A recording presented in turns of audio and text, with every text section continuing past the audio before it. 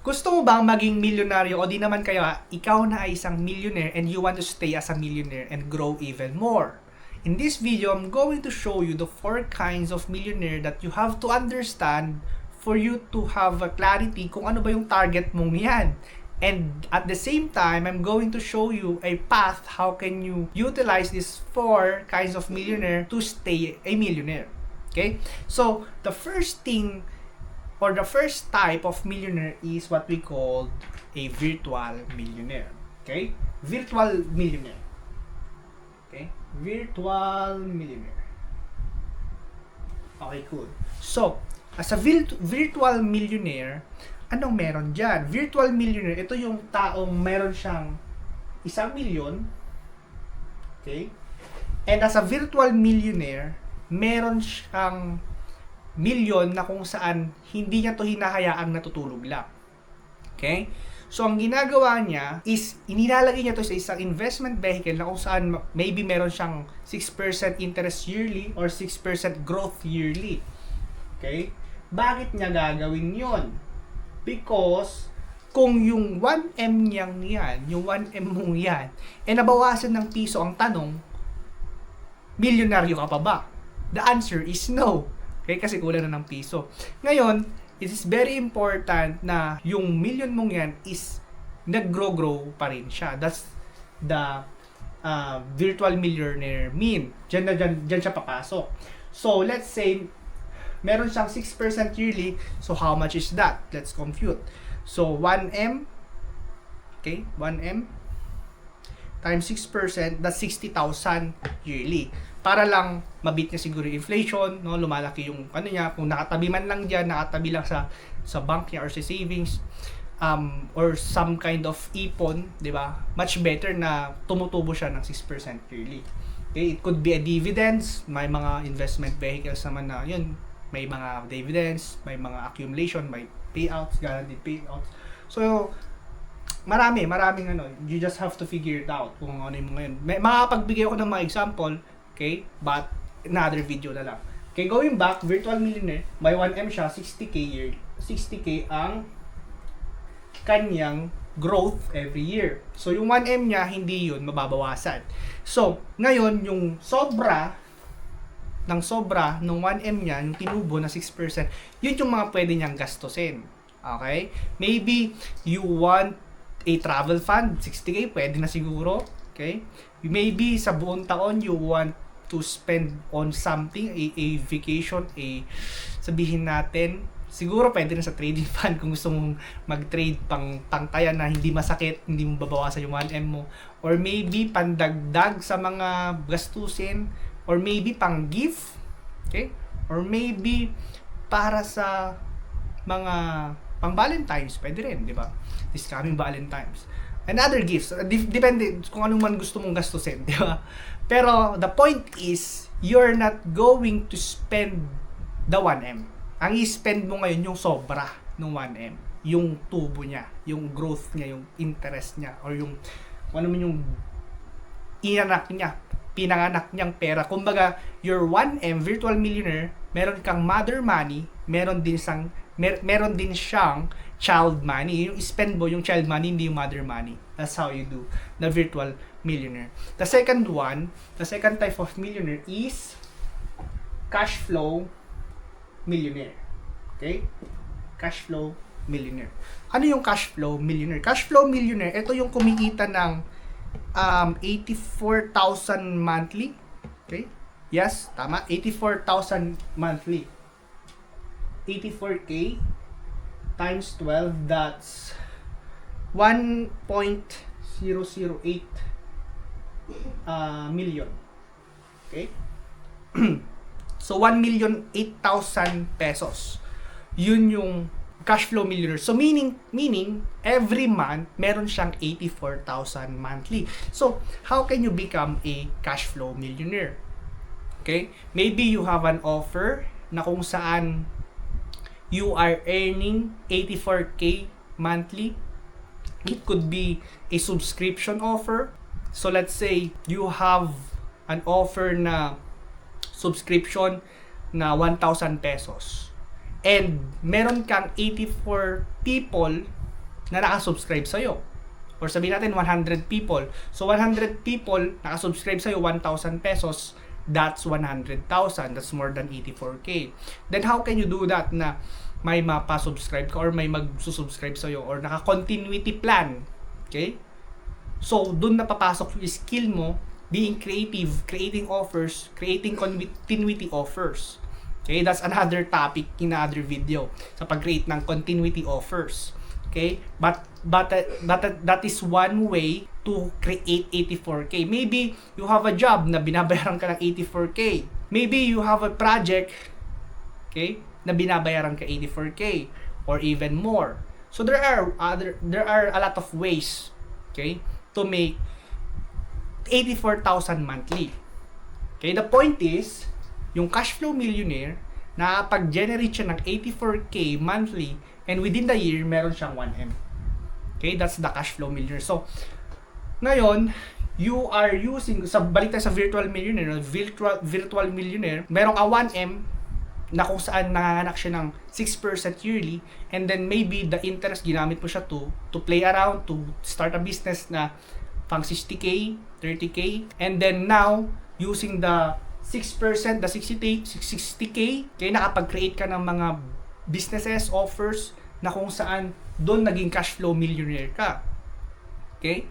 Maybe ginamit mo yung 60K to create a mini coffee shop. Kasya na ba yun? Maliit lang. Okay? Maybe if poultry, depende sa trip mo, depende sa passion mo, depende sa skill set mo, depende sa interest mo, kung saan ka magaling, kung saan ka makapagbigay ng impact sa ibang tao, kung saan makapag-create ka ng value for the marketplace, kung saan mo gagamitin yung 60K. As long as the 60K creates value for other people, in that way, that value, may exchange mo siya for more money. Okay? Ngayon, again, the bottom line sa Cashflow Millionaire is nakakapag-generate siya ng 84K. Okay? The next type of millionaire is what we called liquid millionaire. Okay? Liquid millionaire, ito yung taong meron lang siyang 1M. Maybe yan yung mga taong pinamanahan ng ari-arian kanilang magulang. Or maybe may nangyaring hindi natin alam, nagkaroon siya ng 1M and meron siyang 1M. Okay? That's the liquid millionaire. Meron lang siyang cold cash 1M. Right? So now, mas pipiliin kong maging cash flow millionaire or virtual millionaire kaysa maging liquid millionaire. Bakit? Liquid millionaire is like a Dead Sea. Dead Sea meaning, okay, Dead Sea. Dead Sea. Meaning, yung Dead Sea, okay, walang nabubuhay na mga creatures. Right? So meaning, yung 1M mong yan, kapag na-stuck lang yan na-stuck lang yan sa somewhere else sa isang storage, alright, bumababa yung value niya, namamatay. Yung value nung perang yan, bumababa, namamatay. Hindi siya lumalaki. So, ngayon, that's the reason why na we can compare the Dead Sea to liquid millionaire. Kaya mas magandang yung pera is dumadaloy, may flow. Money is powerful if it is flowing. Alright? So you have to make sure that your money is flowing. Kaya cash flow millionaire is much better ideally for me. Yun yung mas gusto ko compare sa liquid millionaire. I don't want 1M cold cash. I would rather have, sabihin natin, I would rather have 1K cash flow daily than to have a 1M cold cash. Okay? Kung akong papapiliin. Mas maganda ng wala akong cold cash, meron akong cash flow. Kaysa meron akong malaking cold cash, pero wala namang cash flow. Mas pipiliin ko may cash flow kaysa wala. Kaysa merong cold cash. That's the ano. Kasi, I forgot the name of the other sea, connecting the Dead Sea. Okay? This is the Jordan River. I think the Galilee Sea yun. Sa Galilee, meron siyang input na dadaluyan ng tubig. Okay? May input, may papapasok. Okay? And then after no, meron siyang output, the Jordan River going to the Dead Sea. Okay? Correct me if I'm wrong, no? I'm just thinking kung tama yung naming ng ating mga dagat. Pero the point is, itong sea na to, the Galilee Sea, may mga creatures na bubuhay dyan because may input pumasok, and at the same time meron siyang outlet which is the Jordan River. So ngayon may daloy, may flow. Now we can compare it in our money. So your money is powerful when flowing. So what should you do in your liquid millions? Ngayon, if you have liquid millions, that's the time na you're going to be an asset millionaire. Ito yung pang-apat. That's the fourth type of millionaire. So maybe yung liquid millionaire mo naipon na from cash flow millionaire, may mga funds or money na itatabi, tapos naipon siya as your liquid cash. And now what should you do sa liquid cash mo? You have to use it to have an asset, to become an asset millionaire. So, asset millionaire, ito na yung meron kang mga paper assets, stocks, bonds, mutual funds, insurances, property assets, cryptos, no? And a lot of things. Ito na yung problema ng mga may pera. They don't know where to put their money. And I experienced isang friend, and he don't know what to do with his money. Yung parents niya, they got a lot of properties, they got a lot of funds, and meron din siyang funds. Ngayon, hindi niya alam kung saan niya papaikuti yung pera. Hindi niya alam kung saan niya ilalagay. So, that's their problem. Okay? Pero one thing na ginagawa nila is, now they have the wealth, they have to protect their asset. So, magkakaroon sila ng asset protection. So, yung mga investan nila. So, mga insurances, they put some in the real estate, bumibili sila ng mga lupa, properties, stock bonds, yun yung mga mutual funds, REITs. So, there are a lot of investment vehicle na option nila na pwede nilang pasukin. Pero, the rich people, the wealthy people, focus on one thing, kung saan sila magaling. Okay? Hindi sila nagda-diversify. Diversification is a strategy na hindi gumagana. So this is a bold statement here, no? So diversification, bakit hindi sila nag-diversify? Okay? This is another topic, pero sige, pasadahan natin, no? So pag nag-diversify ka kasi sa bagay na hindi ka naman magaling, pero may isang bagay ka naman na magaling, why not dun mo na ilagay? Okay? So halimbawa, you are good at sabihin natin, let's say in finance, okay, you do financial services, or maybe you are good at real estate, okay, you are good at real estate, maybe instead of diversifying your funds na hindi ka mag-invest sa real estate, maybe nag-invest ka sa ibang bagay. Why not invest in that thing kasi doon ka nga magaling, maybe ibang type lang, okay, maybe you are good at cars. Okay, nag-invest sa cars, bumili ka ng mga cars, and di-resell mo siya. And now, nag-diversify ka. Okay, bumili ka ng other asset or other things na you can sell, pero hindi ka naman magaling doon. So, much better na lang siguro na i-invest mo yung money mo sa the same thing. Kung saan ka magaling. Kasi doon ka na mamamayagpag na arena eh. Right? So, now, diversification it's a really deep topic for another video, okay? Let's focus on being millionaire muna. Okay? So now, you understand the four types of millionaire na, the virtual millionaire, cash flow millionaire, and liquid millionaire, asset millionaire. So now, ano yung uunahin mo dyan?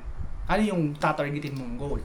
Now, as someone na sabihin natin, wala mo na, as in, you have a work, pang buhay lang, pang survive, yung kinikita mo, you have to start with cash flow millionaire.